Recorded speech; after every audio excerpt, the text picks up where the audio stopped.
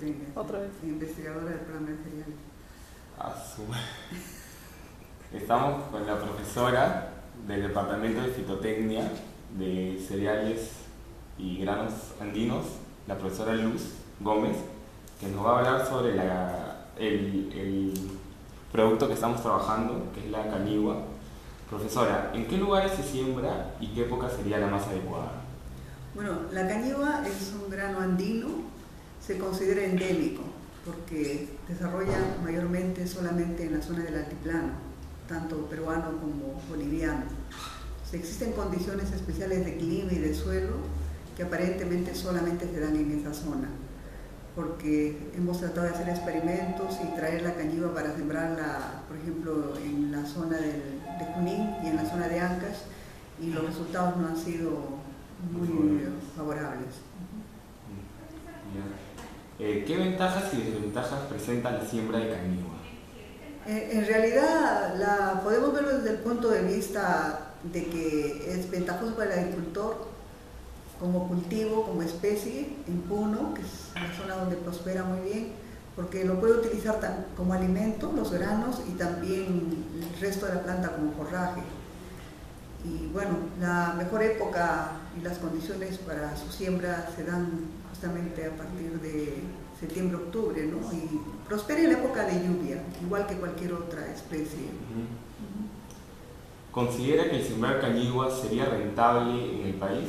Bueno, sobre todo en la zona de Puno, donde se desarrolla.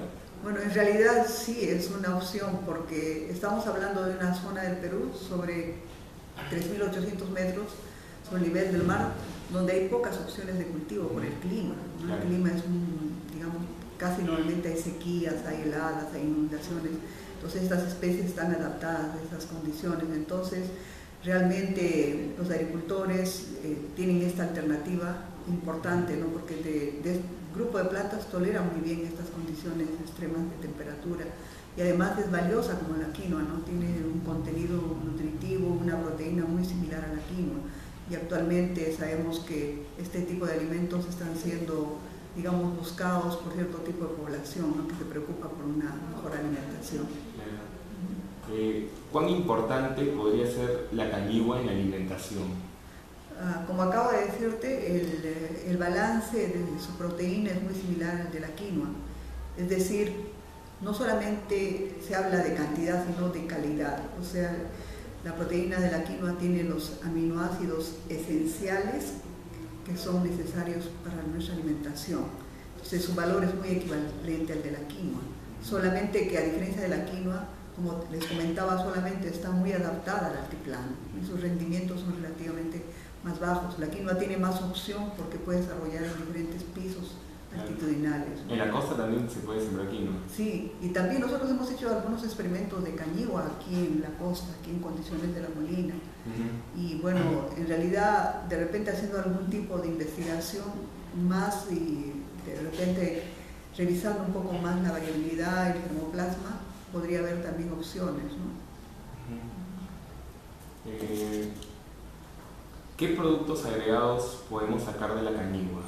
Bueno, el uso mayor de la cañigua, como te comentaba, es principalmente el grano como alimento, que lo hacen en forma, lo tuestan de una forma muy especial y sacan una harina que se llama el cañiguaco. Entonces ese cañiguaco, por ejemplo, puedes utilizarlo directamente en tu consumo, pero también lo puedes utilizar como un sucedáneo de trigo, por ejemplo, para la elaboración de panes, de galletas, de fideos, ¿no? Que podrían ser enriquecidos. Y lo que queda del follaje, después de la cosecha, los agricultores lo utilizan como alimento animal. Un ratito, ya.